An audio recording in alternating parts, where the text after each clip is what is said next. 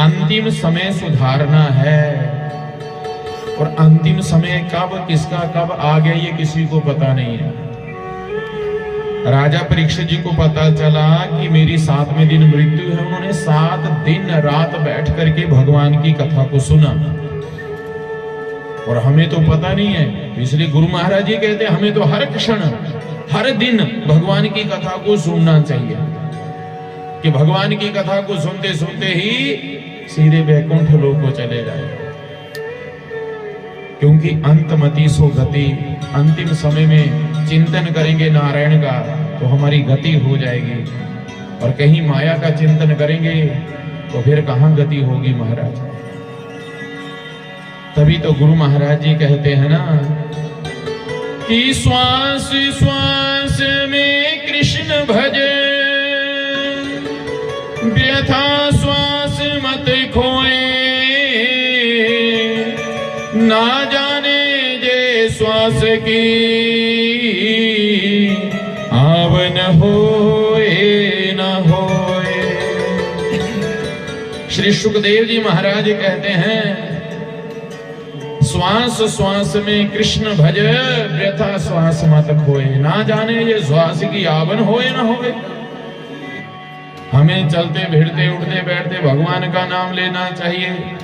और कहा हे राजन सुनो, सतयुग से पहले कोई नहीं मरता था। जब सतयुग शुरू नहीं हुआ था ना, उससे पहले कोई भी नहीं मरता था।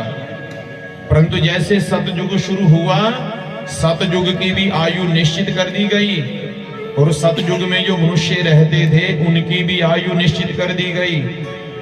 प्रेम से कहो जय श्री कृष्ण। जो आ रहे हैं वो प्रणाम करें, अपने आसन के ऊपर बैठ जाएं, पर जो बैठे हुए उनका ध्यान इधर कथा में रहना चाहिए। थोड़ा आस्था चैनल लगा लो, रेडियो का स्टेशन बदलो, अपने रेडियो जो है ना अब बोलना बंद कर दो और भगवान की कथा सुनो ध्यान पूर्वक। अब ये 2-2:30 बजे तक यही स्टेशन रखना, बदलना नहीं। अब हाँ, प्रेम से कहो जय श्री कृष्ण।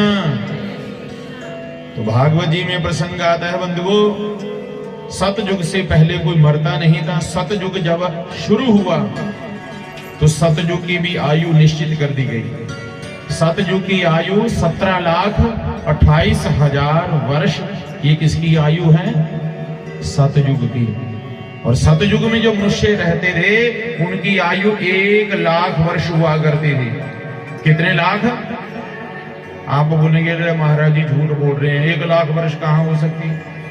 भाई सुनो, आपने कथा सुनी होगी कि उस ऋषि ने हजारों वर्षों तक तप किया, 10,000 वर्ष तक तप किया। उस राक्षस ने 4,000 वर्ष तक तप किया। भाई लाख लाख वर्ष आयु हुआ करती, तभी तो इतने 1000 वर्ष तक तप कर सकते थे वो। तो सतयुग में जो मानव रहते थे उनकी कितनी आयु बताई? 1 लाख वर्ष। और सतयुग की 17,28,000 वर्ष आयु थी, ये सतयुग की। और सतयुग के बाद जैसे त्रेता युग शुरू हुआ, थोड़ी और आयु कम हो गई, 12,96,000। त्रेता युग की और थोड़ी कम हो गई, 8,64,000। और जैसे द्वापर के बाद कलयुग आया, सबसे कम आयु 4,32,000। सतयुग में मनुष्य की आयु कितनी बताई थी? 1 लाख वर्ष ना। अब 1 लाख में कितनी शून्य होती हैं? 5। जैसे सतयुग के बाद त्रेता युग आया तो त्रेता युग में मनुष्य की आयु में से 1 शून्य कम हो गई। द्वापर युग में आते आते 1 शून्य और कम हो गई। और जैसे कलयुग शुरू हुआ, मनुष्य की आयु में से 1 शून्य और कम हो गई। कितनी शून्य बची? 2। मतलब कितनी आयु बताई गई? 100 वर्ष। तो कलयुग में कितने वर्ष जीना चाहिए? 100 वर्ष जीना चाहिए। हमारे एक परम पूजनीय महाराज श्री संत जी कहा करते थे, बेटा पहले तो मनुष्य की आयु ना 40 वर्ष हुआ करती थी। जब भगवान बंटवारा कर रहे थे ना, सबको उम्र बांट रहे थे, पशुओं को, पक्षियों को, मनुष्य को भी, सबको बराबर की आयु बांट रहे थे। मनुष्य की आयु 40 वर्ष कर दी, गधा या गधे की भी आयु 40 वर्ष कर दी, कुत्ता या कुत्ते की भी आयु 40 वर्ष, उल्लू की भी 40 वर्ष। जितने भी प्राणी थे सबकी 40 वर्ष कर दी कि बंटवारे में पक्षपात नहीं करना। परंतु हुआ क्या, 10-20 साल तो सबने मजे से जिए, परंतु बेचारा जो गधा था ना परेशान हो गया, लठ खा खा करके सब लठ मारे उसको, खूब हार ढोए। बेचारा गधा बहा करके गया भगवान के पास, कहा प्रभु मुझे खूब मारते हैं लोग, ये 40 वर्ष कहाँ मैं दुनिया का भार ढोता रहूंगा, मेरी आयु कम कर दो। भगवान ने कहा कितनी? बोलो 20 साल कम कर दो। ठीक है। इतने में पुट्ठी घोपड़ी वाला चला गया। कौन? हाँ मनुष्य। प्रभु ये मेरी थोड़ी वैलिडिटी बढ़ा दो, 40 वर्ष बड़े कम है, थोड़ी मेरी उम्र बढ़ा दीजिए ना। भगवान ने कहा गधे के 20 वर्ष पड़े दे दो मुझे। तो 40 और 20 कितने हो गए? 60। 2-4 साल और मजे से रहा। इतने में क्या हुआ, जो कुत्ता था ना वो बेचारा चला गया भगवान के पास है, कहा प्रभु गली गली में घूमता हूं, सब मुझे लठ मारते, दुदकारते, ऐसा कहते हैं, तो क्या करें? गधे की 20 साल काम किए तो मेरे भी 20 साल काम करो। 20 साल उम्र कम कर दी। इतने में फिर चला गया पुट्ठी घोपड़ी वाला, कहा प्रभु सबकी 20 है, थोड़ी वैलिडिटी बढ़ा दीजिए। बोलो कुत्ते के बचे हैं 20 साल, लोगे क्या उम्र है? बोलो हाँ दे दीजिए। तो 60 और 20 80 हो गए। अब बेचारा उल्लू जो था ना उसकी भी 40 वर्ष उम्र थी, परंतु उल्लू ने भी जाकर के भगवान से कहा प्रभु देखो सबकी आपने आयु कम कर दी, मेरी भी आयु कम करो। कितनी? 20 साल। तो 20 साल इसके बाद भी चला गया पुट्ठी घोपड़ी वाला, प्रभु लोभ है ना, मेरी और उम्र बढ़ा दीजिए। वो उल्लू के पड़े हैं 20 साल, हाँ दे दो। तो कुल मिलाकर के कितनी उम्र होगी मनुष्य की? 100 वर्ष। अब ध्यान पूर्वक सुनना, 40 वर्ष आयु जो है वो किसकी है? मनुष्य की। और 40 वर्ष तक मनुष्य अपनी आयु जी लेता है, और उसके बाद फिर किसकी आयु भोग रहा है? गधे की। सवेरे भी नठिया कमान, राती भी नठिया, वो भी लिया चक्की गया, भी कर लमा, वो भी कर दौड़ दौड़ राती दिन है, खूब मेहनत करी करदा, खेता जी भी कमा करदा, फैक्ट्री भी दौड़िया, उधर भी दौड़, उधर भी दौड़, उधर भी दौड़, कमाई क्या कितने साल तक कमाई लेंदे? 60 साल। फिर 60 साल बाद फिर गोडे जवाब, फिर किदी आयु शुरू हो जाती, नहीं बोलना। हाँ तू सुते सवेरे लेके शामी जाओ, देखो फलाने का मुंडू भर्ती हो गया, फलाने की बहू है काम करी कर दियो, फलाने देखो मतलब होना तो नहीं सवेरे लेकर शामी तक नो नहीं, वो फलाने दे देखो ऐसा उसने कोठी हो पाली है, पहले आ कर ले, कर उन होना तो है नहीं। 80 साल तक तो खूब ऐसे, और 80 साल के बाद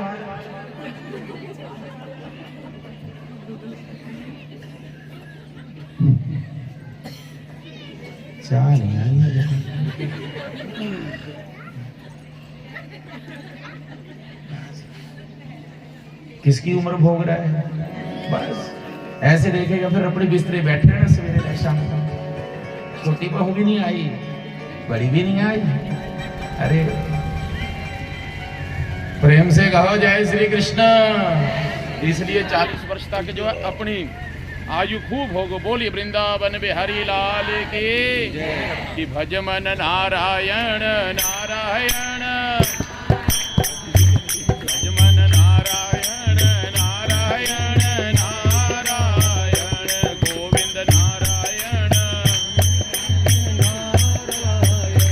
बदरे नारायण नारायण नारायण, बदरे नारायण गोविंद नारायण नारायण नारायण, लक्ष्मी नारायण नारायण नारायण। मान लीजिए 100 वर्ष को जी लेता है तो 50 वर्ष तो निकाल दो, 100 करके बर्बाद कर दिया हमने। तो रात को सोता, दिन को जागता है। 50 वर्ष में से आधी उम्र तो निकाल दी हमने बचपन में खेल कूद करके, जवानी अभिमान के साथ, बुढ़ापे में रोगों ने घेर लिया, भगवान का भजन कब किया? तो गुरु महाराज जी हमें समझाते हैं कि देखो जैसे आप अपनी संपत्ति का बंटवारा करते हो ना, जमीन जायदाद का, ऐसे ही समय का भी बंटवारा कर लेना चाहिए। समय का बंटवारा कैसे करना? एक दिन में कितने घंटे होते हैं? 24 होते ना, तो 8 दिए 24। 8 घंटे खूब सोना, 8 घंटे खूब काम करना और 8 घंटे हरे कृष्ण कृष्ण हरे राम राम राम। ਹੁਣ देखो कितना टाइम बचे ਤੁਹਾਡੇ ਕੋਲ। ਤੁਸੀਂ ਬੋਲਦੀ ਨਾ टाइम ही नहीं लगता, माला फेरने का टाइम ही नहीं, भजन करने का। 8 घंटे सोने वास्ते भी दिए, 8 घंटे काम करने के लिए। 8 घंटे कौन करे काम आज, फिर भी 8 घंटे दे दिए आपको काम करने के लिए, फिर 8 घंटे बच गए हमारे पास। वो 8 घंटे भगवान का भजन करना चाहिए। किसी माई ने कहा महाराज जब लड़ाई झगड़ा करना हो किसी ना होता, शॉपिंग करनी हो, बाजार में जाना, सूट साड़ी पेंट कोट खरीदना, उसके लिए टाइम, तो गुरु जी कहते हैं 6 चौके 24, 6 घंटे सो जाओ, 6 घंटे कमाओ, 6 घंटे भजन करो, 6 घंटे शॉपिंग करो। 6 घंटे बहुत ज्यादा है। तो परम पूजनीय श्री गोस्वामी तुलसीदास जी कहते हैं कि एक घड़ी आधी घड़ी, आधी से बुनियाद, तुलसी संगत साधु की हरे कोटि अपराध। एक घड़ी आधी घड़ी गए भाई, कम से कम 12 मिनट सुबह निकालो और 12 मिनट शाम के समय निकालो भगवान का भजन करने के लिए। 24 मिनट आपने भगवान के प्रति दान कर दिए। यदि एक एक बूंद से घड़ा भर सकता है तो 15-20 मिनट लगाओ प्रतिदिन, आधा घंटा भगवान के प्रति लगाओ, तो कितने घंटे हो गए, कितने दिन हो गए, कितने महीने आपने भगवान को दान कर दिए। जो समय आप जहां लगा रहे हो ना माई, ये पीछे सुन लो, ये समय कल को नहीं मिलेगा। समय का दान कर रहे हो आप, और ये समय हमारी जिंदगी में बार बार नहीं आने वाला। धन दान करेंगे, बदले में 20,000 रुपया कमा भी लोगे। किसी ने भागवत जी की कथा के लिए 11,000 रुपया दान किया होगा, किसी ने 51,000 दान किया होगा, परंतु उसके बदले में आप 1 लाख रुपया भी कमा सकते हो। परंतु जो समय भगवान के चरणों में लगा रहे हो ना, ये समय नहीं मिलेगा दोबारा। मिलेगा क्या समय? समय दोबारा नहीं मिलता महाराज। इसलिए हे बंधुओं, समय का सत प्रयोग करो, भगवान के प्रति समय मन को लगाओ। राजा परीक्षित जी ने कहा गुरुदेव, ये मन ही तो है जो भगवान की भक्ति में नहीं लगता है। तो गुरु जी ने कहा यदि मन भगवान की भक्ति में ना लगे तो उनके लिए कुछ उपाय करो। क्या उपाय करना? कि जीता सुनो जीत श्वासो, जीत संगो जितेन्द्रियः, स्थूली भगवतो रूपे मन संधारित धियः। बोलिए श्री लक्ष्मी नारायण भगवान की जय। जीत आसनो, अपने आसन को जीत लो। जिनका मन भगवान की भक्ति में नहीं लगता, कई माताएं कई भाई बुजुर्ग हमसे कहते महाराज जी हमारा मन नहीं लगता, हमारा मन नहीं लगता, भजन में मन नहीं लगता, ध्यान नहीं लगता। तो सुनिए, यदि मन को भगवान के चरणों में लगाना है तो शुकदेव जी कह रहे हैं सबसे पहला उपाय करना, अपने आसन को जीत लो। आसन मतलब एक जगह बैठने का अभ्यास करो। जैसे आज आपने समय निश्चित कर ली कि अब 3 घंटे नहीं उठना हमने कथा से, प्रतिदिन निश्चित करना कि 1 घंटा अब हमने कथा में बैठना है, भजन करना है, माला जाप करनी है। आधा घंटा सुबह, आधा घंटा शाम। अपने आसन को जीतना। पहले बैठने का अभ्यास कीजिए, मन तो बाद में लगेगा, पहले बैठने का अभ्यास। अब बैठने का अभ्यास हो गया, फिर दूसरा उपाय क्या करना? अपनी सांसों को जीतना है। किसको जीतना? सस्सू नु नहीं जितना मोइयो, बोली कर दिए सस्सू नु जितना है। अरे सस्सू नु नहीं, सांसों को प्राणायाम करना, कपाल भारती ओम बलोम है जैसे बाबा रामदेव जी करवाते हैं। पहले कौन करता था ये प्राणायाम? पहले सैर हो जाती 2-3 किलोमीटर से पानी भर के लाना, खेतों में जाना आना है। प्राणायाम करो। और नंबर 3 कौन सा उपाय बताया? जीत संगो, अपने संग को जीत लो। संग किसको कहते? जिसके साथ आप रहते हो, प्रेम से रहो। जो भी आपके पड़ोसी हैं प्रेम से रहो, परिवार है प्रेम से रहो। और उसके बाद चौथा उपाय क्या करना, अपनी इंद्रियों को जीत लो। 5 हमारी ज्ञान इंद्रियां हैं, 5 हमारी कर्म इंद्रियां हैं, बुद्धि और मन, ये हमारी ज्ञान इंद्रियां हैं। इन इंद्रियों के ऊपर विजय प्राप्त करो। यदि आपका मन कह रहे हैं ना आज रसगुल्ले खाने हैं, रसगुल्ले खाने, तो एक नहीं खाना, ना 2 खाने, किलो 2 किलो लेके सामने रखने। फिर बोलो मन खा, खूब खिलाओ अपने मन को रसगुल्ले। जैसे अकबर बादशाह ने अपने पास एक बकरी पाल रखी थी और बादशाह ने कहा जो मेरी बकरी का पेट भर देगा मुंह मांगा इनाम दूंगा। सब ले जाते अपने घर में, खूब बकरी को घास खिलाते, परंतु जब राजा के पास लेके आते ना तो बादशाह के पास हरी हरी घास होती थी। उठा करके ऐसे बकरी को दिखाता तो बकरी भाग आ जाती, भाग के आई और घास खाए। राजा बोलो इसका पेट तो भूखा है। परंतु एक दिन किसान लेके चला गया, बड़ा चालाक चुस्त था किसान, बकरी को ले गया घर और जाकर के हरी हरी घास लाया, बकरी को दे खाने के लिए। और जैसे बकरी खाने के लिए आए ना, घास है मारे जोर से थप्पड़, बकरी का मुख इधर हो गया। अब बकरी के मुख की और फिर घास करे, बकरी जैसे आए ना खाने के लिए जोर से तमाचा मारे धड़ाम से, और बकरी का मुख इधर हो जाए। घास खाने को ना दे, जैसे खाने के लिए आए तो घास पीछे करके उसे थप्पड़ मारे जोर से खींच कर। 15-20 बार ऐसे किया।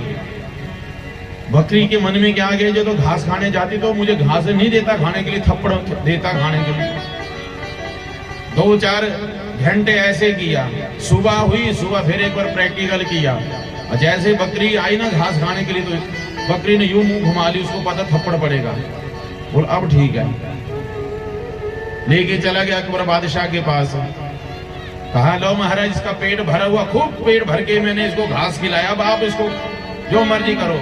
और जैसे ही अकबर बादशाह ने हरी हरी घास उठाई और जैसे बकरी की ओर की, बकरी भाग कर तो गई, पर याद आया कि थप्पड़ पड़ने, तो बकरी ने यूं ऐसे मुंह घुमा लिया। बादशाह ने फिर इस तरफ घास किए तो बकरी ने यूं मुंह घुमा लिया। बोला हाँ अब इसका पेट भर गया है।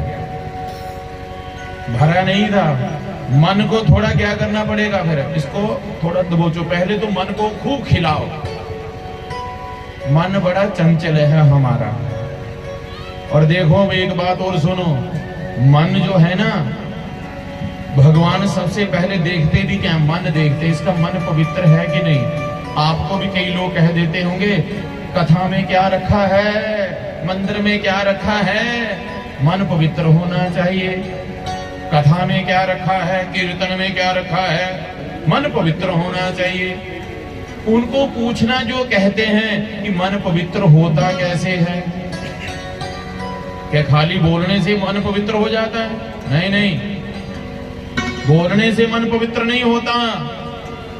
मन को पवित्र करना चाहते हो तो सत्संग रूपी मान सरोवर, सत्संग रूपी मान सरोवर है, उस सरोवर में जाकर के मन लगा करके गोता लगाओ। और जब मन लगा करके गोता लगाएंगे तो हमारा मन पवित्र हो जाएगा। और जिनका मन पवित्र हो गया उसी मन में मेरे मन मोहन विराजमान हो जाते हैं। इसलिए सबसे पहले क्या देखते हैं, भगवान मन देखते हैं। और मन को क्या ना बनाओ, मन को, अपने मन को कूड़ादान मत बनाओ। घर में झाड़ू लगाते हो ना आप, वो कचरा सारा उठा करके कहां डाल देते हो? पर्दा चक्की के दिखी लोग के यार दिखी ना इधर हैं, बोल दिया ही नहीं। कचरा डालते हो कहां डालते हो? कूड़ेदान में डालते हो ना। तो मन को क्या नहीं बनाना, कूड़ादान। अच्छा एक बात बताओ, सबके पास मोबाइल होंगे बड़े बड़े, है ना। उस मोबाइल में आप फोटो खींचते रहते हो, कई बार दिन में रात में कोई भी फोटो खींच लिया आपने, परंतु शाम के समय सोते समय आप कई बार देखते हैं अपनी सेल्फी भी ले रखी ना, अपनी फोटो भी आपको अच्छी ना लगे तो क्या करते हो आप, डिलीट कर देते हो ना। 10, 20, 50 फोटो हैं, वीडियो बना रखी है, तो क्या करते हैं आप उसको क्लिक करते जाते हैं, ये भी अच्छी फोटो नहीं है, ये भी अच्छी नहीं है, ये भी अच्छी नहीं है, ये भी नहीं है, करते करते बाद में एक ऑप्शन आता है डिलीट का, उसके ऊपर डिलीट करते हैं और सो जाते हैं। ऐसे करते हो ना। क्यों कर देते हो डिलीट? क्योंकि उसकी मेमोरी भर जाएगी। सुनो, जितनी चिंता आप अपने मोबाइल की करते हो ना, इतनी चिंता इधर मोबाइल की किया करो। भगवान ने भी छोटी सी मेमोरी दे रखी हमें, इसमें ना जाने हमने कितनी बुरी बुरी बातें अपने मन में रखते रहते हो। आज मनु बेबे ने ऐसे कह दिया, आज मुझे पापा ने ऐसे कह दिया, आज मुझे मेरी माँ ने ससु ने यहाँ गल बोली। देखो जी, मनु बुरा लग गया, मेरे मने चाहे मने मेरे चाहे। रात को नींद नहीं आती कईयों को, एक बार कह दो ना आप ऐसे ऐसी बात हो गई तो रात को नींद नहीं आएगी, वो टेंशन में रहेगा। मन आज ऐसे क्यों कहा, मेरे पापा ने मुझे ऐसा क्यों कह दिया, ससुर ने ऐसे क्यों कह दिया। होते कौन है कहने वाले, और कहेंगे किसको जब तक वो ड्यूटी से नहीं आएंगे। 1 महीने के बाद आएंगे ना ड्यूटी से, स्वामी जी ये मैं गल्लां मने च रखियां, तुहाडा इंतजार थी कर रही मैं, तुसी आन ते मैं तुहानू दस्सां अपनी मने दी गल्लां। और रात को नींद नहीं आ रही मुझे ऐसे कह दिया, उस पड़ोसन ने ऐसा कह दिया। वो मन हमारा वो कचरे का डब्बा है यार, जो बुरी बातें अपने मन में, जो बुरी बातें अपने मन में रखो। नहीं, सोने से पहले क्या करना भाई, सोने से पहले जैसे मोबाइल की फोटो को डिलीट कर देते हो ना, ऐसे ही सोने से पहले ये बात मुझे अच्छी नहीं लगी, ये भी अच्छी नहीं लगी, ये भी अच्छी नहीं लगी, और बाद में डिलीट, और बाहर रखनी सराहने तो मजे न माने खराटे। और मन को क्या ना बनाओ, कचरे का डब्बा मत बनाओ। मन एक मंदिर है, और उस मन में राम को बसाना है, और मन में राम बस जाएंगे तो जिंदगी जीने का आनंद आ जाएगा। अरे भाई, जिसको जीना आ गया उसको मरना भी आ गया। अपने जन्म को सफल बनाइए, और अपने मन में किसको बसा लो, वो मन में राम बसा ले, वो मन में राम बसा ले। हे जन्म सफल होगा रे बंदे, मन में राम बसा ले, मन में राम बसा ले।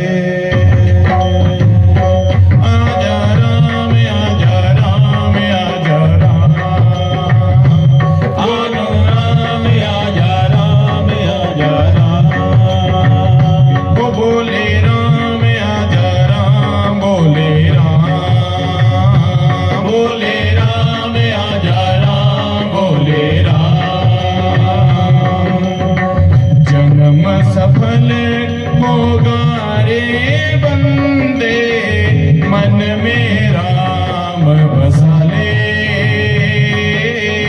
मन में राम बसा ले। हे राम नाम के मोती को सांसों की माला बना ले,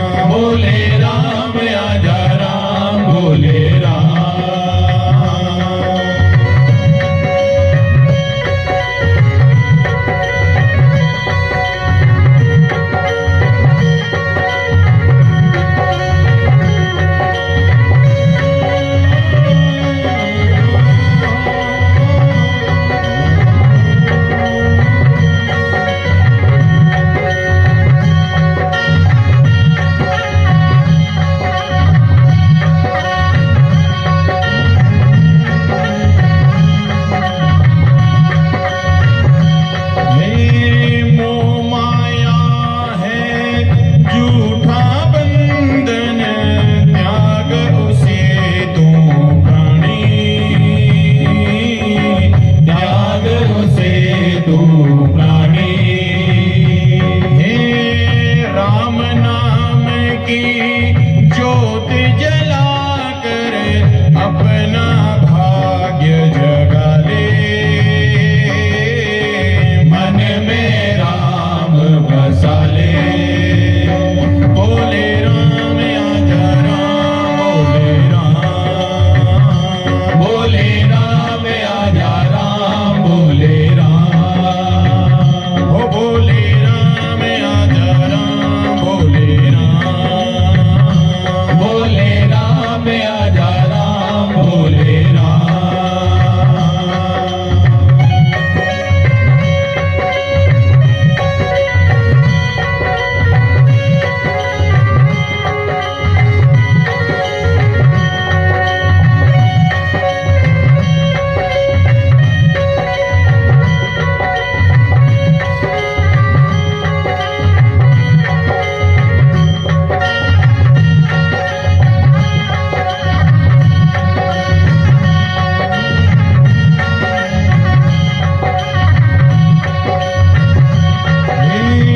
राम भजन में डूब के अपनी निर्मल कर ले काया। निर्मल कर ले काया। हे राम नाम से प्रीत लगा के जीवन पार लगा ले। मन में राम बसा ले। बोले राम आजा राम, बोले राम, बोले राम आजा राम, बोले राम।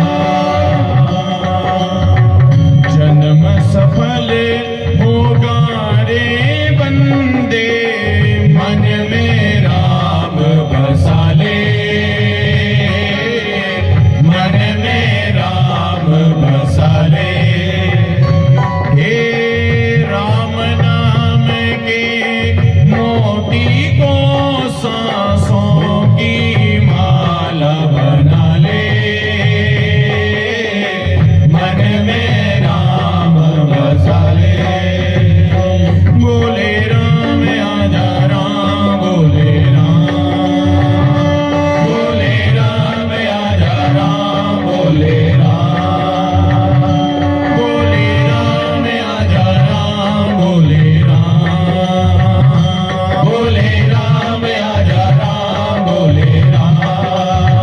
ओ बोले राम आजा राम, बोले राम, बोले राम आजा राम, बोले राम। बोले राम आजा राम, बोले राम।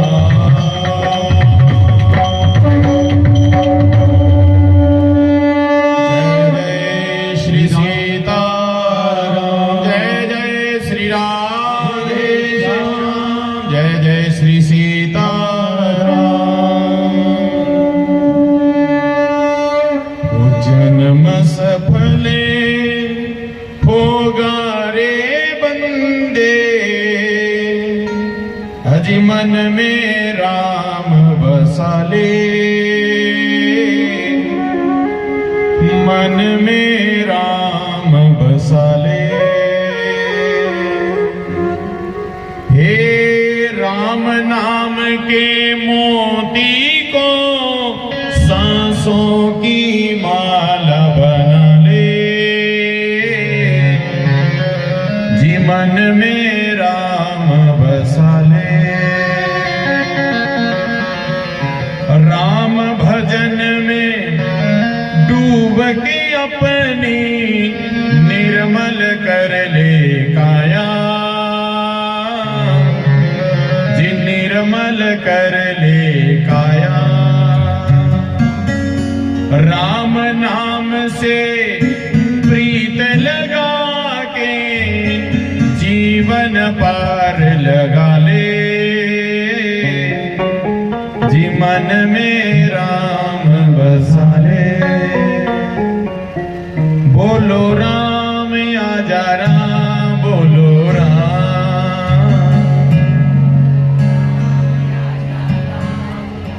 अरे आज आज तो बोल दो अयोध्या में उस भवन में भगवान राम जी विराजमान हो रहे हैं। अरे ये भगवान का दिया हुआ भवन है, ये हमारा शरीर, इस शरीर हो जाने चाहिए। इसलिए बोलो आजा राम बोलो राम, आजा राम बोलो राम, बोलो राम आजा राम बोलो राम, बोलो राम आजा राम। देखो माई सभी को कह रहा हूं, ये ठाकुर जी कह रहे हैं इस संसार में दो ही सत्य है। क्या सत्य है? एक राम का नाम सत्य और दूसरा राम नाम सत्य। हाँ, एक भगवान का नाम सत्य और दूसरा मृत्यु सत्य है, और बाकी तो फिर ऐसे ही है, असत्य है। इसलिए भगवान का नाम लेते रहो, चलते भिड़ते उठते बैठते। जिसने भगवान का नाम लिया भगवान उनको दर्शन अवश्य देते। जिसने भक्ति की भगवान ने जाकर के उनको दर्शन भी दिए। भगवान ऊंच नीच भेदभाव नहीं देखते महाराज। प्रेम से कहो जय श्री कृष्ण।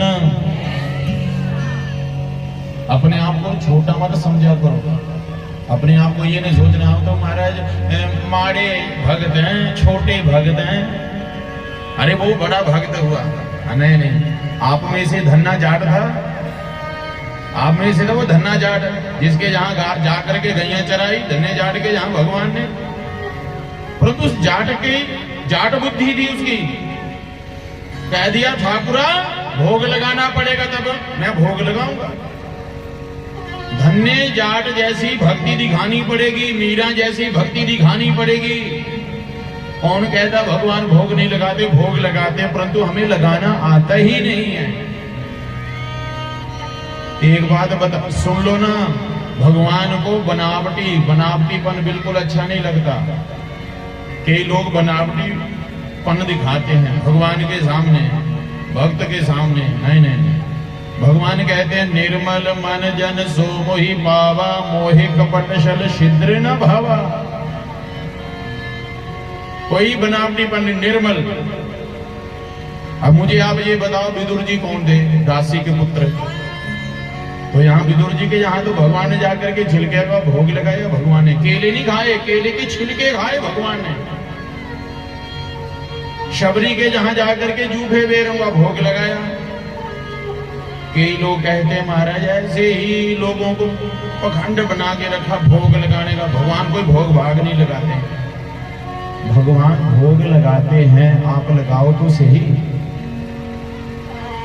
हमें भोग लगाने का तरीका आना चाहिए। भगवान बातें भी करते हैं, बोलती है मूर्ति बुलाने वाला चाहिए। आप जितने सब बैठे हुए ना, मुझे देख रहे हैं, जितने बच्चे बैठे सब, हम सब भी क्या थे? क्या जन्म लेते बोलना शुरू कर दिया था क्या? नहीं ना। परंतु हमारी माँ तो हमारे साथ बातें करती रहती थी। जैसे हमने जन्म लिया, बच्चा जन्म लेता एक दिन का नहीं, 1 घंटे के बाद भी, 2 घंटे के बाद माँ तो बातें करती है, मेरा मुन्नू, मेरा चिन्नू, अजो अजो अजो अजो मेरा मुन्नू मुन्नू है। और इतने में पापा आ गए, पापा भी आगे गए, मेरा लाल आ गया, मेरा मुन्नू, मेरा चिन्नू, मेरा मुन्नू है। और दादाजी भी आकर के खूब बातें करते हैं। माँ को कई बार तो रात को भी देखा होगा आपने, कल्ली लगी गल्ला करना। क्या बच्चा आपकी बात समझ रहा है? चाहे वो 1 महीने का है, चाहे 1 दिन का, 1-2 महीने का भी हो गया, 3 महीने का हो गया, फिर भी आप बातें करती रहती हो। रात को भी दिन को भी लगी, मेरा चन्नू है, मेरा मुन्नू आ जाओ। अच्छा तेरे पापा ने मारा? माना पहले पापा को। अच्छा रोना बंद कर दिया है? और कितना लाड़ प्यार कर दिए।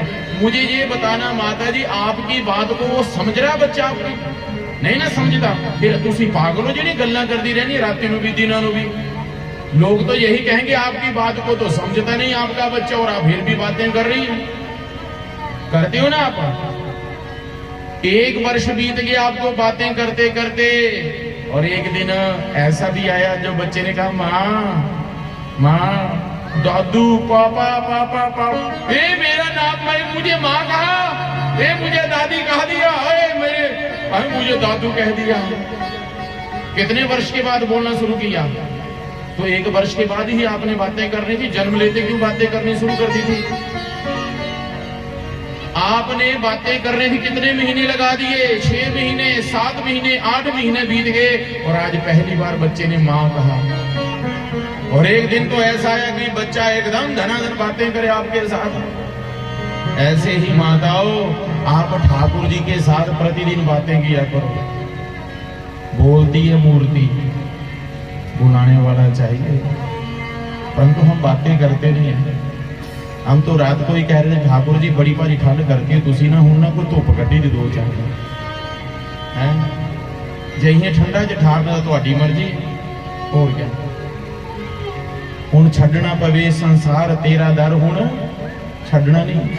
हुण चाहे धुप चाहे ठंड चाहे जो मर्जी रख, असीं तो हुण तेरा हाथ फड़िया, अब तेरे नाल ही रहना असीं। इसलिए हे बंधुओं, ठाकुर जी के साथ थोड़ी बातें भी कर लिया करो। भगवान भावना देखते हैं, भगवान को भोग लगाया करो। भोग लगाते हैं ठाकुर जी, और सबने ठाकुर जी तो रखे होंगे घर में, भोग लगाते हो ना आप? लगा दिया कि नहीं? हाँ जी। और भोग कौन सा लगाना चाहिए? सात्विक भोजन, प्याज लहसुन का नहीं खाते ठाकुर जी, सात्विक भोजन। तो ठाकुर जी को कभी कभी ना पकोड़े भी खुआए दे करो, फलियां खानी रहनी है बाजारे जाके। हैं ठाकुर जी आज बाजार जा रही हूँ, पकोड़े लाऊं? नहीं नहीं ठाकुर जी तो प्याज लहसुन होता पाए, मैं तो घर ही बनाई क्या खुआऊंगी अपनी। अच्छा हैं समोसे? ओह अच्छा, कोई बात नहीं, ठाकुर जी समोसे बना देंगे आप। ऐसी थोड़ी बातें करो, जैसे आप हंसते हैं ना वैसे ठाकुर जी भी प्रसन्न होते हैं महाराज। विदुर जी कौन थे? एक दासी के पुत्र थे। मीरा चाहे रानी थी, परंतु मीरा के यहाँ भगवान ने उस जहर के प्याले को अमृत बना दिया महाराज। विश्वास था मीरा को। तो आई श्री सुखदेव जी महाराज राजा परीक्षित जी को ये प्रसंग सुनाते विदुर जी का, कि विदुर जी के यहाँ जाकर के भगवान ने भोग कैसे लगाया। श्री सुखदेव जी महाराज कहते हैं, राजन सुनो, ये उस समय का प्रसंग है जब पांडवों को वनवास हो चुका था। 1 वर्ष के लिए अज्ञात वर्ष भी हुआ। तो उस समय कौरवों ने क्या किया? पांडवों को जलाने का एक षड्यंत्र रचा। क्या षड्यंत्र रचा? दुर्योधन ने एक लक्ष्य ग्रह बनाया, लाख का घर, इसमें जाएगा पांडव रहेंगे, हम चोरी से आग लगा देंगे, सबको जला के मार देंगे। परंतु कौरवों के महामंत्री थे विदुर जी महाराज। विदुर जी को पता चला कि ये दुष्ट दुर्योधन ये पांडवों को जलाने का षड्यंत्र रच रहा है। तो जैसे पता चला विदुर जी को, तो विदुर जी तुरंत कहां चले गए? धृतराष्ट्र जी के पास जाकर के कहा, महाराज मैं आपके श्री चरणों में प्रणाम करता हूं। धृतराष्ट्र जी ने कहा, आओ विदुर जी आओ, किस काम के लिए आए हो आप? तो विदुर जी ने कहा, सुनो महाराज जी, मैं एक महामंत्री होने के नाते नहीं आया हूं, आज एक नागरिक होने के नाते आया हूं। मैं एक साधारण सा नागरिक हूं। महाराज जी सुनिए, मेरी एक प्रार्थना है। धृतराष्ट्र जी ने कहा, क्या प्रार्थना? कहा, महाराज जी सबको भगवान ने 2-2 नेत्र दिए, और आपके जो नेत्र थे ना वो तो जन्म से नहीं है, परंतु एक दिव्य चक्षु होते हैं अंतर हृदय के। वो दिव्य चक्षु भी आपके पुत्र दुर्योधन ने, उसके साथ मोह पड़ गया, तो मोह ने उस चक्षु को भी तोड़ दिया। आपको अपने पुत्र के अंदर दोष दिखाई नहीं दे रहे महाराज। महाराज जी सुनिए, पूरे राज्य में यदि एक ऐसा नगर है जिस नगर ने पूरा आतंक फैला के रखा हुआ पूरे राज्य में, तो उस एक नगर का हुक्का पानी बंद कर देना चाहिए, पूरे राज्य तो सुख शांति से रहेगा। नहीं तो एक नगर के अंदर एक ऐसा परिवार है जिस परिवार ने आतंक फैला के रखा हुआ है, 24 घंटे झगड़ा करे, झगड़ा लो, उस एक परिवार को नगर से अलग कर देना चाहिए, पूरे नगर में तो शांति रहे। अरे महाराज, एक परिवार में कोई एक ऐसा आतंकवादी है जो सुबह शाम लड़ाई झगड़ा करे 24 घंटे, उसको एक मनुष्य को परिवार से अलग कर देना चाहिए, जैसे दूध में से मक्खी निकाल देते। अरे परिवार में तो शांति बना करे रहेगी ना। महाराज जी सुनिए, आपके जो राज्य में, आपके जो परिवार में आपका जो पुत्र है ना दुर्योधन, वो दुष्ट है, उस दुष्ट मूर्ख को, उस पुत्र को आप अपने राज्य से अलग कर दीजिए, पूरे राज्य में शांति बन जाएगी। परंतु नहीं तो वो दिन दूर नहीं जब पूरे राज्य का ही सर्वविनाश कर देगा। वो दुष्ट बाहर कर दीजिए, निकाल दीजिए अपने राज्य से। जैसे कि विदुर जी कह रहे थे ना, दरवाजे के पीछे खड़े होकर के सुन रहा था दुर्योधन, तुरंत दरवाजा खोल के आ गए। हे दासी के पुत्र, मेरी कृपा से तुझे महामंत्री पद मिला और मेरे प्रति मेरे पिताजी को उल्टी सीधी बातें कह रहे हो। अरे आप क्या निकालोगे मुझे राज्य से? मैं निकालता तुझे अपने राज्य से, भाग जाओ यहां से। विदुर जी ने भी क्या किया, बोलो उस राज्य में नहीं रहना चाहिए जिस राज्य में पक्षपात होता। तुरंत त्याग पत्र लिखा दे दिया, लो महाराज हम जा रहे हैं आपके राज्य को छोड़ करके। अरे जिस राज्य में शांति नहीं उस राज्य में हम क्यों रहे? तुरंत अपनी पत्नी को साथ लिया, राजपाट त्याग दिया और वन में जाकर के एक कुटिया बना करके आनंद पूर्वक रहने लगे। शांति कहां? उस कुटिया के अंदर है। माई, आपको भी शांति कहां मिलती थी? अब जब से बड़े बड़े घर बना लिए ना, 2-2, 3-3 मंजिल के, 10-10, 20-20 कमरे, तो शांति है क्या? शांति तो वही थी जहां छोटी सी कुटिया हुआ करती थी। अब सुखी हैं सभी। उस कुटिया में सुख नहीं था पर शांति थी। एक रोटी थी, शांति थी। अब तो खूब खाने पीने की भी मौजे, पर क्या नहीं है? अब अंदर शांति नहीं है, सुखी सब हैं। अब घर घर में गाड़ी, घर घर में मोटरसाइकिल, सुखी सभी हैं पर अंदर शांति नहीं है। और पहले शांति थी, सुख के साधन नहीं थे, पैदल जाया करते, पैदल आया करते थे। एक बस आती थी आपके गांव में जो 2 समय आती थी और शांति थी। और अब सभी अशांत। जैसे रावण था ना, रावण के पास सब कुछ था, धन धौल वैभव सब कुछ था। उस रावण के पास एक चीज नहीं थी, क्या? शांति।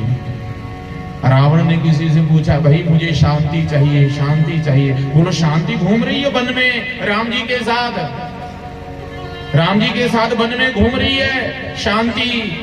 ना राम जी के पास रहने के लिए बढ़िया महल, ना घर, ना सोने के लिए बढ़िया बिस्तर, ना खाने के लिए बढ़िया पदार्थ, ना पहनने के लिए बढ़िया कोई वस्त्र।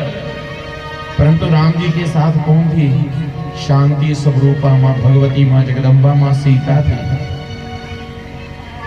और रावण के पास सब कुछ था। रावण ने जाकर के शांति को चुराया, तो बताओ रावण शांत हुआ?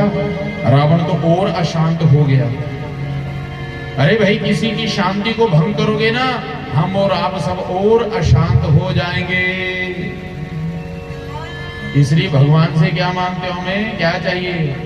कई माताएं कहती हमें चाहिए सुख और शांति चाहिए। प्रभु मुझे शांति प्रदान करो। प्रेम से कहो जय श्री कृष्ण। तो सुख चाहिए, शांति चाहिए तो भगवान की शरण में आओ।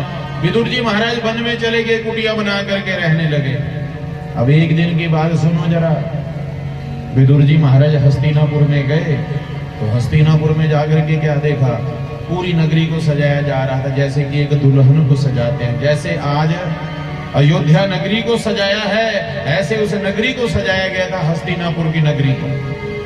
खूब चौक सजाए गए थे पुष्पों से, महाराज पुष्प वाटिका सजाए गए थे, तोड़ लगाए गए थे स्वागतम के लिए। किसके स्वागतम के लिए? द्वारकाधीश भगवान के स्वागतम के लिए खूब सजावट कर रखी थी महाराज। और जैसे विदुर जी ने किसी से पूछा, भाई इतना क्यों सजाया गया इधर हस्तिनापुर की नगरी को? कहा महाराज कल हमारे द्वारकाधीश भगवान की रथ यात्रा आ रही है, वो शांति दूत बन करके आ रहे हैं। जैसे विदुर जी ने सुना कि कल हमारे भगवान आ रहे हैं, बहुत प्रसन्न हुए। अरे मेरे भगवान आ रहे हैं, बहुत प्रसन्न हुए। अरे मैं तो भगवान के दर्शन करूंगा। भाग करके गए, जा करके अपनी पत्नी से कहते, विदुरानी से, अरे ओ विदुरानी, अरे ओ विदुरानी, क्या हुआ स्वामी जी? कल हमारे द्वारकाधीश भगवान आ रहे हैं हस्तिनापुर में। विदुरानी भी प्रेम में पागल हो गए, हम भी दर्शन करने के लिए जाएंगे, हम भी जाएंगे, हम भी जाएंगे। परंतु स्वामी जी आपका महामंत्री पद है नहीं, महामंत्री तो आप है नहीं, तो हम भगवान के दर्शन कैसे करेंगे? अरे भाई महामंत्री पद नहीं तो क्या हुआ, जहां कहीं भीड़ इकट्ठी होगी ना उसी भीड़ में हम भी खड़े हो जाएंगे। मंत्री होते तो मंच के ऊपर खड़े होते, अरे मंच के ऊपर नहीं बैठ सकते तो भीड़ में तो खड़े हो सकते हैं भाई, चिंता क्यों करती है। सुबह हम जाएंगे भगवान के दर्शन करेंगे। रात भर नींद नहीं आई विदुरानी को, और सुबह हुई, सुबह होती स्नान किया, अरे खूब पीताम्बरी पहनी विदुर जी ने, और पहुंच के जाकर के हस्तिनापुर में खूब भीड़ लगी हुई थी महाराज, और खूब भीड़ छतों, घर की जो छत थी ना उसके ऊपर भी सब लोग खड़े थे, पुष्पों की धारियां भर भर के। और जैसे ही भगवान श्री द्वारकाधीश आए, जितने भी हस्तिनापुर के नगर के वासी थे सबने पुष्पों की वर्षा की, और सबने कहा द्वारकाधीश की जय हो, द्वारकाधीश की जय हो, जय हो, जय हो, जय हो। पुष्पों की वर्षा होने लगी भगवान के ऊपर, परंतु भगवान अपने ऊपर गिरते हुए पुष्पों को नहीं देख रहे थे। भगवान देख रहे इस भीड़ में मेरा भक्त कहाँ है, इस भीड़ में मेरा भक्त कहाँ खड़ा है। दृष्टि घुमाते घुमाते जैसे कि वो सबसे पीछे मेरा भक्त खड़ा है, नेत्रों से नेत्र मिले, उसी समय भगवान को प्रणाम किया। विदुर जी कहते अरे ओ विदुरानी सुन सुन, देख भगवान की दृष्टि पड़ गई इस पापी शरीर के ऊपर, इस पापी शरीर के ऊपर भगवान की दृष्टि पड़ गई। विदुरानी कहती है जी स्वामी सुनिए, इस पापी शरीर के ऊपर भी भगवान की दृष्टि पड़ गई। अहो भाग्य हमारे। विदुर जी ने प्रणाम किया और भगवान ने दोनों हाथों से आशीर्वाद दिया विदुर जी को। दुर्योधन आगे गया, आइए आइए द्वारकाधीश आइए, आपका स्वागत है यहाँ हस्तिनापुर में, आइए आप ये सोने के सिंहासन के ऊपर विराजमान हो जाइए। उस दुष्ट दुर्योधन ने क्या किया था, भगवान के स्वागत के लिए भव्य सुंदर मंच सजा रखा था। उस मंच के ऊपर एक सोने का सिंहासन, एक चांदी का सिंहासन, एक हीरे मोतियों से जड़ित सिंहासन महाराज, भव्य सुंदर व्यवस्था कर रखी थी। और जैसे भगवान आए तो दुर्योधन ने आइए आइए महाराज, ये सोने के सिंहासन के ऊपर विराजमान हो जाइए, ये चांदी के सिंहासन के ऊपर विराजमान हो जाइए। भगवान कहते सुनो दुर्योधन, हम बैठने के लिए नहीं आए हैं, हम बैठने के लिए नहीं आए हैं, हम तो केवल प्रार्थना करने के लिए आए, शांति दूत बन करके आए हैं, शांति दूत बन करके आए हैं यहाँ पर, हम शांति चाहते हैं। सुनो दुर्योधन, ये महाभारत का युद्ध मत करो आप। कौन कह रहे हैं, भगवान त्रिलोकीनाथ, जिनकी भृगुटी टेढ़ी हो जाए ना तो तीनों लोग टेढ़े हो जाए। आज वही भगवान हाथ जोड़ रहे हैं किसके आगे, उस दुष्ट उस मूर्ख के आगे। युद्ध मत करो महाभारत का। देखो दुर्योधन, युद्ध शब्द आपने केवल पुस्तकों में पढ़ा होगा, ये युद्ध शब्द केवल आपने बचपन में दादी माँ जब कहानियां सुनाया करती होगी ना कि उस राजा ने उस राजा के साथ युद्ध किया, तब सुना होगा ये युद्ध शब्द। परंतु जब युद्ध होगा उसका परिणाम क्या निकलेगा आपको पता नहीं है। हजारों सैकड़ों बच्चे अनाथ हो जाएंगे, हजारों सैकड़ों माताएं बहनें विधवा हो जाएंगी। इसलिए हे दुर्योधन, युद्ध मत करो आप। भगवान भी हमें क्या संदेश दे रहे हैं, युद्ध मत करो, झगड़ा मत करो, लड़ाई मत करो परिवार में। नहीं तो छोटी सी बात को लेकर के हमारे परिवारों में झगड़ा होता है कि कईयों के परिवार टूट जाते हैं, संबंध टूट जाते हैं। भगवान है वो त्रिलोकीनाथ, हाथ जोड़ रहे हैं, कमजोर नहीं है। भगवान आप सोचो कि भगवान कमजोर थे तब, नहीं नहीं, भगवान कहते हैं कि प्रयास करो ज्यादा से ज्यादा कि युद्ध ना हो, ना टल जाए, युद्ध टल जाए। समझाने वाले भगवान थे, किसको समझा रहे थे, उस मूर्ख को। क्या युद्ध नहीं हुआ, क्या युद्ध हुआ। भगवान अंत में तो ये भी कहते हैं, देखो दुर्योधन, ये पांडव आपके लगते क्या हैं, बोलो भाई हैं, चाचा के पुत्र हैं, कितने हैं, 5 हैं। तो देखो दुर्योधन, वैसे तो आधा भाग चाहिए राज्य का, आधा भाग नहीं दे सकते तो कम से कम रहने के लिए उनको 5 गांव दे दो, जैसे तैसे भी मैं उनको समझा लूंगा, युद्ध मत करो आप। जैसे 5 गांव के प्रस्ताव रखा था तो दुर्योधन ने कहा, ए सूचरे अग्रनेव दास्यामि बिना युद्ध केशवा। अरे वो केशव, मैं सुई की नोक के बराबर भी भूमि नहीं दूंगा बिना युद्ध किए हुए, युद्ध करना पड़ेगा मेरे साथ। तो तुरंत धृतराष्ट्र जी बैठे थे उसी समय, फटकार लगाए, मेरे लाड प्यार ने मुझे बिगाड़ के रख दिया है, ये शांति दूत बन करके आए हैं, प्रार्थना कर रहे हैं और व्यवहार कैसा कर रहे हो आप। चलो क्षमा याचना मांगो, क्षमा कुछ नहीं मांगी, दुष्ट तो दुष्ट होता है। तो दुर्योधन ने कहा, देखो कन्हैया, देखो द्वारकाधीश, ये बंटवारे की बात बाद में कर लेंगे, भोजन करने का समय हो गया, चलो भोजन ग्रहण कर लेते हैं। भगवान ने क्या कहा जरा सुन लो। भगवान ने कहा, देखो भोजन करवाना चाहते हो? हाँ, माँ ने 56 प्रकार का भोग तैयार रखा है। देखो दुर्योधन,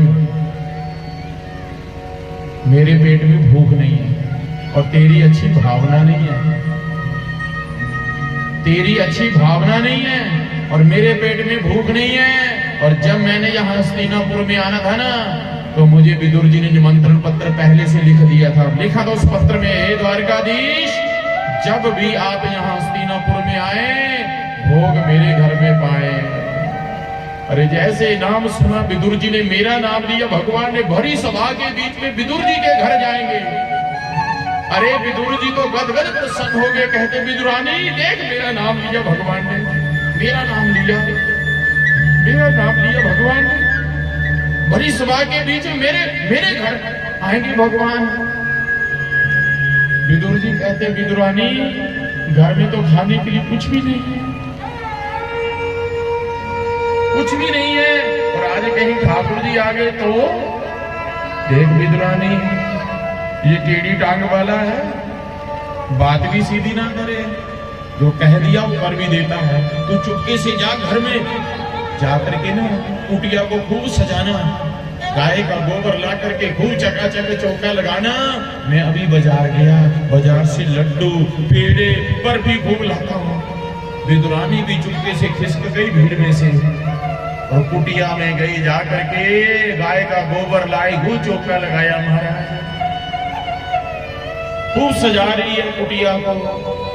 और बंधुओं, विदुर जी बाजार से जाकर के पेड़े खरीद रहे हैं, लड्डू खरीद रहे हैं, और इतने में मेरे ठाकुर जी पहुंच गए आकर के, कहा विदुरानी की कुटिया में। और विदुरानी तो स्नाना घर में स्नान कर रही थी, इतने में आकर के दरवाजा खटखटा दिया। अरे चाची, अरे काकी, दरवाजा खोलो ना, मेरे प्रभु आगे लगता। अरे काकी दरवाजा खोलो। अरे भीगे वस्त्र पहनते हुए तुरंत बाहर आई, दरवाजा खोल के देखा तो मेरे श्री द्वारकाधीश बाहर खड़े थे। बोलिए द्वारकाधीश भगवान की। मेरे घर प्रभु आए, मेरे घर मेरे ठाकुर जी, आज मैं कहाँ बिठाऊं। अब विदुरानी ने संकोच करने लगी, किस बात का। अरे वहां तो दुर्योधन ने सोने का सिंहासन रखा था बैठने के लिए, चांदी का सिंहासन, हीरे जवाहरात मोतियों से जड़ित सिंहासन रखा था, परंतु मैं अब अपने भगवान को कहाँ बिठाऊंगी, हैं? कौन से आसन के ऊपर बिठाऊंगी। विदुरानी ने सोचा, अच्छा वो कुशा का आसन जो है ना, जिसके ऊपर बैठ करके मैं पूजा किया करती हूँ, उसी आसन के ऊपर बिठाऊंगी अपने भगवान को। आइए प्रभु आइए, स्वागत है आपका। और भाग करके गई, कुशा का आसन ले आई, और कुशा का आसन भी सीधा नहीं रखा, वो भी उल्टा रख दिया। भगवान ने ये नहीं देखा कि आसन सीधा है जो उल्टा है, तुरंत बैठ गए। और बैठते कहते क्या है, ताकि भूख लगी, कुछ दो ना खाने के लिए, चाची दो ना खाने के लिए। वाह रे वाह प्रभु, वहां कह रहे थे मेरे पेट में भूख नहीं है, और यहाँ कह रहे मांग मांग करके खा रहे, जैसे बच्चे मांगते ना, चाची दो ऐसे मांग मांग करके खा रहे हैं। विदुरानी संकोच करने लगी, खाने के लिए तो कुछ भी नहीं घर में, अजी स्वामी जी भी नहीं आ रहे अभी तक। और जैसे बच्चे रोते हैं ऐसे रोने लगे, दो ना चाची मुझे, दो ना। विदुरानी कहती हाँ हाँ मैं अभी लाई। तुरंत बगीचे में गई तो बगीचे में से क्या ले आई? कदली दल लाई, केले के फल तोड़ करके। सोचने लगी मेरे पास तो ना चांदी की थाली ना सोने की थाली, मैं किसमें भोग लगाऊंगी ठाकुर जी को? तो आते हुए केले का पत्ता तोड़ लाई और केले के पत्ता रख दिया और उसके ऊपर छिलके उतार करके पत्ते के ऊपर रख रही है और फल बीच वाला दूर फेंक रही है। हाँ, प्रेम में पागल हो गई। मैं किसका भोग लगा रही हूं, किसका भोग मैं लगा रहा हूं? भगवान ने भी क्या किया? एक छिलका उठाया, भोग लगाया, दूसरा, तीसरा। चाची ये तो बहुत स्वादिष्ट है, बहुत स्वादिष्ट है ये फल। क्यों ना हो प्रभु, प्रतिदिन अपने हाथों से जाकर के उस कदली दल को जल देती हूँ, सींचती हूँ मैं। खाइए खाइए और प्रभु और खाइए ना। तो भगवान ने खूब भोग लगाया, खूब भोग लगाया महाराज। और इतने में श्री विदुर जी महाराज बाजार से लड्डू पेड़े खरीद करके लाए। कहते वो कहीं आना गया हो मेरे से पहले कहीं। और जैसे आए तो क्या देखा? भगवान तो बरामदे में बैठे हुए हैं और भगवान किसको देख रहे हैं? विदुरानी को। नेत्रों से नेत्र मिले हुए हैं, नेत्रों से नेत्र मिले हुए हैं। मैं किसका भोग लगा रहा हूं, मैं किसकी भोग लगा रही हूं, पता नहीं महाराज। भगवान खाते जा रहे हैं, खाते जा रहे हैं। श्री सुखदेव जी महाराज कहते हैं राजन, नेत्र बंद करके इस दिव्य झांकी के दर्शन करो। ये वही परमात्मा है जिसको भोग लगाते समय बड़े बड़े वेद मंत्र पढ़े जाते हैं, वेद पाठी मंत्र पढ़ते। ओम नाभ्यासीदंतरिक्षगुं शेषनो ध्यौवः समवर्तत पद्भ्यां भूमि दृशः श्रोत्रं तथा लोकान् अकल्पयन्नः। वेद मंत्र पढ़े जाते हैं, फिर भी भगवान भोग लगाते हैं कि नहीं लगाते? परंतु धन्य है वो विदुरानी, धन्य है वो विदुर, जहां जाकर के भगवान ने केले के छिलके का भोग लगाया। साग विदुर घर खायो, दुर्योधन के मेवे त्यागो। भगवान ने मेवे नहीं खाए, विदुर जी के यहां जाकर के छिलके का भोग तो लगाया महाराज। और इतने में विदुर जी आए। विदुर जी ने आकर के जब भगवान के चरणों में प्रणाम किया, कहा प्रभु क्षमा कर दीजिए। ये विदुरानी प्रेम में पागल हो गई है, इतना भी नहीं जानती मैंने छिलका रखना है पत्ते के ऊपर, जब फल रखना है। प्रभु आपके लिए मैं पेड़ा लाया हूँ, मैं आपके लिए ये कदली दल लाया हूँ, मैं आपके लिए ये रसगुल्ले लाया, इसका भोग लगाओ ना, लड्डू का भोग लगाओ ना प्रभु। तो भगवान ने क्या किया? एक लड्डू उठाया, उसका भोग लगाया, तुरंत रख दिया नीचे। विदुर जी कहते हैं प्रभु ये लड्डू क्या स्वादिष्ट नहीं है क्या? भगवान कहते हैं स्वादिष्ट तो है, परंतु जो आनंद मुझे वो छिलके चबाने से आ रहा था ना, छिलके खाने से, वो आनंद ये लड्डू खाने से नहीं आ रहा। मुझे जो आनंद वो छिलके खाने से आ रहा था ना, वो आनंद ये लड्डू खाने से नहीं आया। भगवान कहते हैं विदुर जी से, विदुर जी मैं तो केवल अपने भक्त की भावना को देखता हूं, भावना। भगवान कहते हैं कि भावना का भूखा हूं मैं, भावी एक सारे हैं, जो भाव से मुझे पुकारे उसका इस भव सागर से बेड़ा पार है। कि निर्मल मन जन सो मोहि पावा,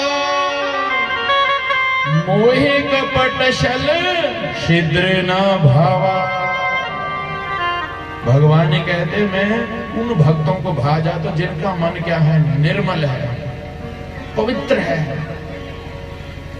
जिनका मन में कपट है ना, द्वेष भावना है, भगवान कहते हैं ऐसे भक्तों से मैं प्रसन्न नहीं हूं। तो जिन्हें मन में क्या है? मैल है, जिनके मन में कपट है, जिनके मन में द्वेष है, जितना मर्जी पाठ करो, जितना मर्जी पूजा करो, भगवान नहीं प्रसन्न होंगे। क्योंकि भगवान क्या देखते हैं? मन देखते हैं। किस मन से मुझे पुकारा, किस भावना से मुझे पुकारा। अरे किस भावना से कथा करवा रहे हो, किस भावना से कथा में आ रहे हो, किस भावना से कथा सुना रहे हो, भगवान सब जानते हैं। क्योंकि भगवान का नाम क्या है? भगवान का नाम एक है, अंतर्जामी। क्या नाम बताया? अंतर्जामी। इसलिए हे कुठार बीत वालो, भगवान को प्रसन्न करना है ना, तो किसको पवित्र करो? पहले अपने मन को करो। तन को पवित्र बहुत कर लिया, भगवान केवल मन देखते हैं। भगवान जाति पाति नहीं देखते कि ये ब्राह्मण है या क्षत्रिय है या शूद्र है या वैश्य, नहीं। भगवान देखते हैं केवल मन, भगवान देखते हैं केवल भावना। मुझे आप ये बताओ माताओं, आप बाजार में जाते हैं, बाजार में जाकर के सूट खरीदा आपने, तो सूट खरीदने से पहले आप दुकानदार से क्या पूछते हो? भाई ये कितने का है, ये सूट कितने का, ये साड़ी कितने की, ये बूट कितने के हैं, ऐसे पूछते ना आप। तो दुकानदार कहता है ये 3000 रुपए का सूट है। जैसे जितने दुकानदार ने मांगे उतने आप दे देती हो? सच बोलना। आज दुकानदार ने कहा ये सूट है जी 1500 रुपए का, तो आप 1500 रुपए दे देते हो? सारी गद्दी ना।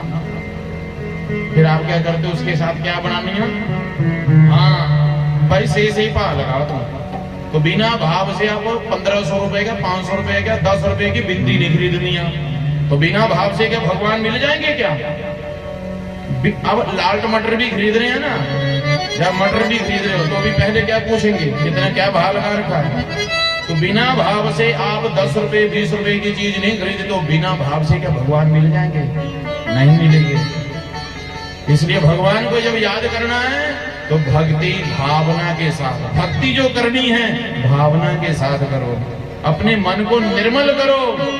और जिनका मन निर्मल, मुझे एक और बात बताओ, जो आपके गांव में कोई बड़ी चलाक चुस्त बनी के रहंदी, बड़ा चलाक चुस्त बनी के रहंदा, बड़ा भारी अपने आप को क्या समझदा चतुर है, तो तुसी उते बची के रहंदे कि नहीं? तुसी बोली भी देंगे ना, ओ मुन्नू बची करे, बड़ा भारी चलाक चुस्त समझदा अपने आप को, आप उससे दूरी बना के रखते हो। तो ऐसे भगवान भी ऐसे भक्तों से दूरी बना के रखते हैं जो अपने आप को क्या समझते हैं? चतुर, चालाक। और भगवान उनके साथ बिल्कुल साथ रहते जिनका मन क्या है? साफ, निर्मल। इसलिए अपने मन को धोना है। कौन सा साबुन लगा करके? राम नाम के साबुन से जो मन का मैल छुड़ाएगा, राम नाम के साबुन से जो मन का मैल छुड़ाएगा, निर्मल मन के दर्पण में वो राम के दर्शन पाएगा। बोलो राम, बोलो राम, बोलो राम राम राम, बोलो राम राम, बोलो राम राम, बोलो राम राम राम।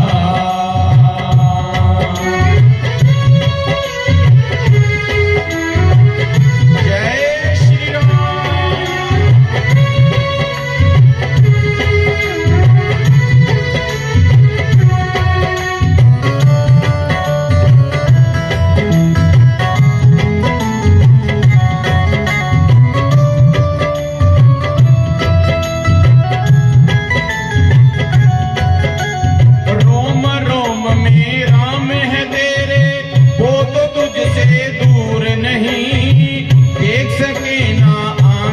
उनको उन आंखों में नूर नहीं। बोलो राम, बोलो राम, बोलो राम राम राम, बोलो राम राम, बोलो राम राम, बोलो राम राम राम। रोम रोम में राम है तेरे, वो तो तुझसे दूर नहीं, देख सके ना आंखें उनको, उन आंखों में नूर नहीं।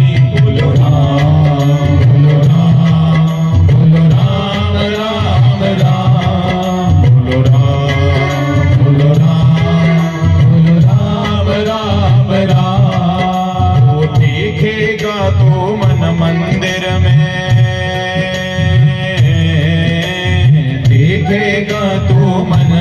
मंदिर में ज्ञान की ज्योत जगाएगा। निर्मल मन के दर्पण में तो राम के दर्शन पाएगा। बोलो राम बोलो राम बोलो राम राम राम बोलो राम राम बोलो राम राम बोलो राम राम राम।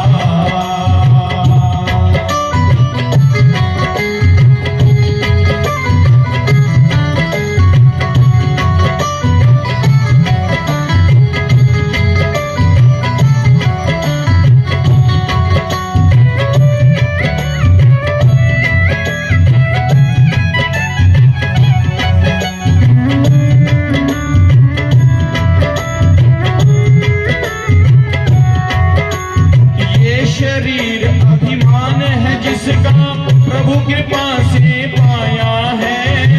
झूठे जग के बंधन से तूने इसको क्यों बिसराया है। बोलो राम बोलो राम बोलो राम राम राम बोलो राम राम बोलो राम राम बोलो राम राम राम। ये शरीर अभिमान है जिसका प्रभु कृपा से पाया है।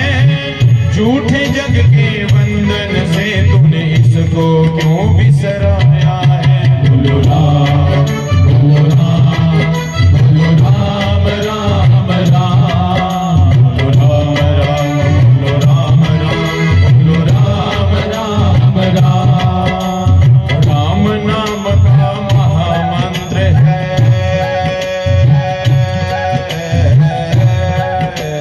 राम नाम का महामंत्र है।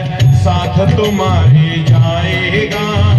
निर्मल मन के दर्पण में तो राम के दर्शन पाएगा। बोलो राम बोलो राम बोलो राम राम राम बोलो राम राम बोलो राम राम बोलो राम राम राम।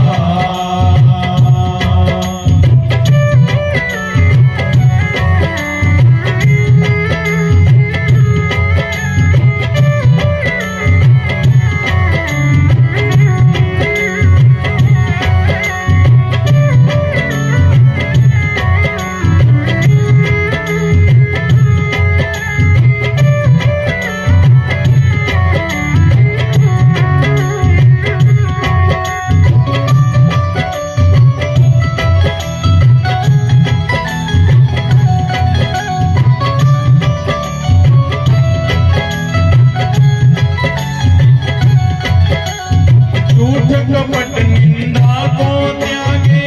हर एक से तुम प्यार करो।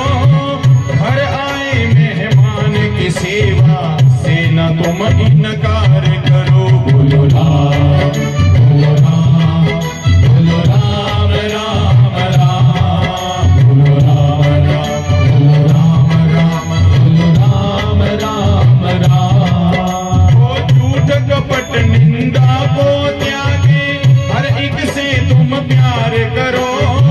घर आए मेहमान की सेवा से न तुम इनकार करो। बोलो राम बोलो राम बोलो राम राम राम बोलो राम राम बोलो राम राम बोलो राम राम राम। वो पता नहीं प्यारे तुमको। पता नहीं प्यारे तुमको। नारायण मिल जाएगा। निर्मल मन के दर्पण में तो राम के दर्शन पाएगा। बोलो राम बोलो राम बोलो राम राम राम बोलो राम राम बोलो राम राम बोलो राम राम राम। वो ना जाने किस रूप में आकर।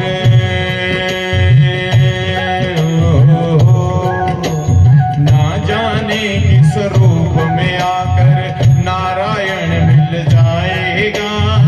निर्मल मन के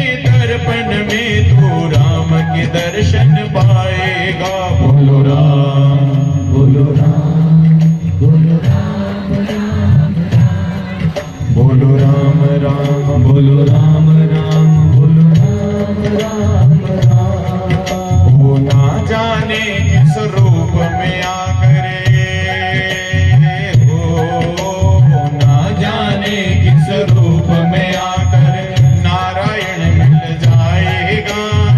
निर्मल मन के दर्पण में तो राम के दर्शन पाएगा। बोलो राम, बोलो राम, बोलो राम राम राम। बोलो राम, बोलो राम, बोलो राम राम राम। बोलो राम राम, बोलो राम राम, बोलो राम राम। जय जय श्री राधे श्याम। बोली वृंदावन बिहारी लाल की जय। वो ना जाने किस रूप में आकर नारायण मिल जाएगा।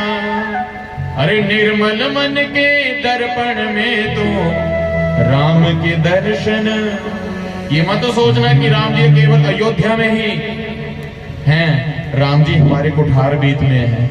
अरे भाई सुनो, राम जी ने कौन सा स्थान निश्चित किया? ये कुठार बीत। अरे भाई भारत भूमि में एक स्थान अयोध्या नगरी, और उसी में एक हिमाचल प्रदेश देवभूमि, और उसी हिमाचल में कई कितने जिले हैं भाई? 12 जिले।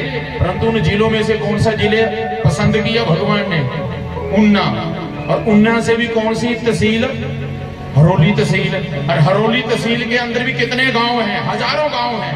परंतु कौन सा गांव पसंद किया भगवान ने?